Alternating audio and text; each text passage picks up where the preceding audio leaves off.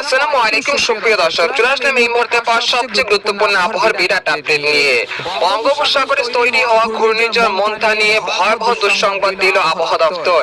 এর ফলে 28 মে থেকে 30 মে এর মধ্যে বাংলাদেশের একাধিক জেলায়, সেই সাথে দক্ষিণবঙ্গের একাধিক জেলায় ভয়াবহ বন্যা ও ভারী থেকে অতি ভারী বৃষ্টিপাতের সতর্কতা জারি করেছে বাংলাদেশ এবং ভারতীয় আবহাওয়া দপ্তর।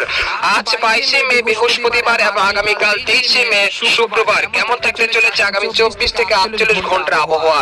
বাংলাদেশ থেকে শুরু করে ভারতের দক্ষিণবঙ্গ, আসাম, মেঘালয়, উত্তর থেকে ত্রিপুরা রাজ্যে আগামী 24 থেকে 48 ঘন্টার মধ্যে কোন কোন জেলাগুলোতে বৃষ্টি ও বজ্র সহ ভারী বৃষ্টিপাত হতে পারে এবং কোন কোন জেলাগুলোতে ঘূর্ণিঝড়ের প্রভাবে বন্যা ও ঘন্টায় 30 থেকে 40 কিলোমিটার বেগে দমকা ও ঝড়ো হাওয়া বয়ে যেতে পারে এবং বঙ্গোপসাগরে সৃষ্টি হওয়া ঘূর্ণিঝড় কোন উপকূলে আশ্রয় পড়তে পারে। তো এই বিষয়ে আরো বিস্তারিত জানতে হলে ভিডিওটি সম্পূর্ণ